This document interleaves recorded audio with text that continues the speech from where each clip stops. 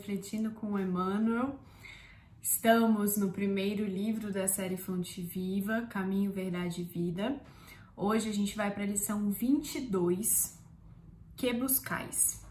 O título é esse, é uma lição simples, direta e extremamente importante conforme a gente vai ver nos comentários. Então primeiro a gente vai ler, pega o seu livro para acompanhar a leitura. Lição 22, Caminho, Verdade e Vida, pelo Espírito Emmanuel, psicografia de Chico Xavier. Que buscais? E Jesus, voltando-se e vendo que eles o seguiam, disse-lhes: Que buscais? Está em João, capítulo 1, versículo 38. A vida em si é conjunto divino de experiências. Cada existência isolada oferece ao homem o proveito de novos conhecimentos. A aquisição de valores religiosos, entretanto, é a mais importante de todas, em virtude de constituir um movimento de iluminação definitiva da alma para Deus. Os homens, contudo, estendem a esse departamento divino a sua viciação de sentimentos no jogo inferior dos interesses egoísticos. Os templos de pedra estão cheios de promessas injustificáveis e de votos absurdos. Muitos devotos entendem encontrar na divina providência uma força subornável, eivada de privilégios e preferências. Outros se socorrem do plano espiritual com o propósito de solucionar problemas mesquinhos. Esquecem-se de que o Cristo ensinou e exemplificou. A cruz do Calvário é símbolo vivo. Quem deseja liberdade precisa obedecer aos desígnios supremos. Sem a compreensão de Jesus no campo íntimo, associada aos atos de cada dia, a alma será sempre a prisioneira de inferiores preocupações. Ninguém ouvide a verdade de que o Cristo se encontra no umbral de todos os templos religiosos do mundo, perguntando, com interesse, aos que entram: Que buscais? Como eu comentei antes de fazer a leitura do texto, já dando uma primeira contribuição, é o quanto que essa lição é simples, o quanto que Emmanuel é direto e a absurda importância dela. Talvez fique redundante, porque geralmente a gente fala que a lição é importante, mas estamos falando de Emmanuel e Chico Xavier, é impossível falar diferente, mas é uma lição muito, muito importante, principalmente para a nossa autoanálise. Essa lição ela é cirúrgica nesse sentido. Pega muito e é importante que a gente faça uma análise do que a gente está buscando nos nossos templos religiosos na casa espírita. Então, quais são os comportamentos que a gente tem quando a gente chega em uma casa espírita, quando a gente chega em um templo religioso e frequenta esse local? O que a gente busca ali? O que a gente busca da religião, dos ensinamentos religiosos e ainda acima disso, o que a gente busca de Deus? O que a gente está esperando? Se eu pudesse selecionar um parágrafo mais importante, sendo muito audaciosa em dizer que existe algo mais importante numa lição de Emmanuel, se eu pudesse selecionar um parágrafo, eu diria que é o terceiro parágrafo dessa lição, o mais importante do que Emmanuel traz, é o que está com a mensagem principal. E eu vou reler para deixar mais claro ainda por que eu faço essa escolha.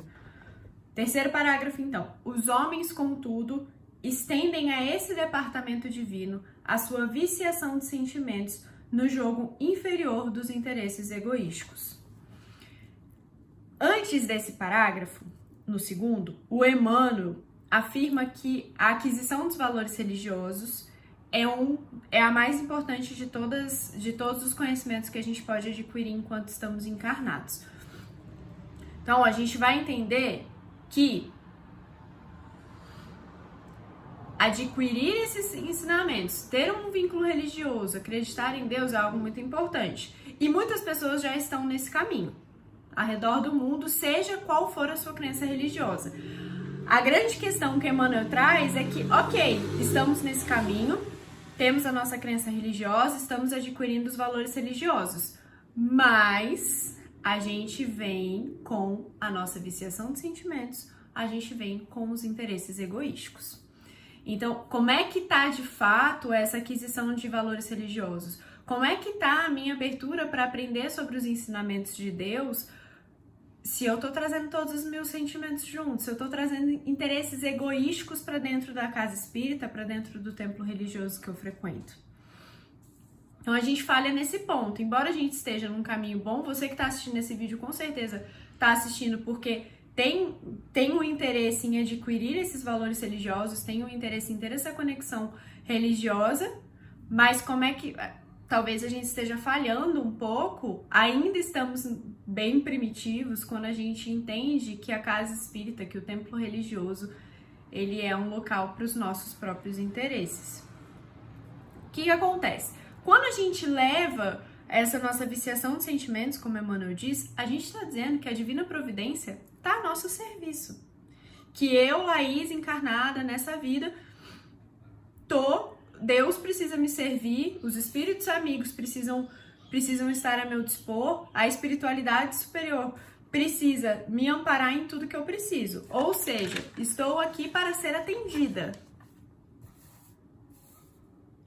E os espíritos superiores, os espíritos amigos precisam se submeter aos meus caprichos. Nos comportamos tal como aqueles filhos que exigem que os pais que vieram antes, que lhe deram a vida, que exigem que os pais cumpram os seus caprichos, cumpram os seus desejos, as suas necessidades, as suas vontades. Esquecendo que do outro lado, se o meu pai cumpre e satisfaz todos os meus desejos e necessidades, eu também tenho os meus deveres para cumprir. Eu também tenho as minhas obrigações, que vão vir de um lugar de alguém maior que eu, que vão vir de alguém que veio antes. Mas a gente esquece disso. A gente esquece disso com os nossos pais encarnados, com os nossos pais nessa vida, e esquece mais ainda com Deus. E espera que Deus, que os espíritos amigos estejam sempre a nosso dispor, satisfazendo as nossas vontades e desejos. Além disso, Emmanuel também traz quando procuramos um templo religioso para acalmar as nossas preocupações. E ele fala que geralmente são preocupações o quê? Inferiores. Por quê? São preocupações mundanas. A gente fica preso a esse momento, a essa vida e esquece que essa encarnação faz parte de um plano muito maior, mas que tudo que está acontecendo aqui a gente fixa só nisso. E esquece que existe todo um depois, quando a gente desencarnar e voltar para onde a gente realmente pertence, que é o nosso plano espiritual. E ficamos nesse desejo de que Deus atenda às nossas necessidades, acalme as nossas preocupações inferiores, as nossas preocupações, que muitas vezes são dignas, são justas de quem está sofrendo, mas que saem da grande visão. E com isso, só que nessa linha de raciocínio, de querer que Deus nos ampare, a gente esquece que a gente também precisa se submeter aos desígnios supremos, como Emmanuel disse na lição. Então, queremos, como dizia meu pai, muito venha a mim o vosso reino. Ele dizia quando eu queria alguma coisa, ele, você tá muito bem a mim o vosso reino. Por quê? Só queria ser atendida sem dar em contrapartida. E o que Emmanuel traz, e aqui vem uma das grandes questões, a gente fez aqui uma autoanálise, cada um de nós vai fazer a autoanálise do que eu tô buscando na casa espírita, mas qual que é a implicação? Emmanuel disse que a gente só consegue a liberdade, vou ler, quem deseja a liberdade precisa obedecer aos desígnios supremos.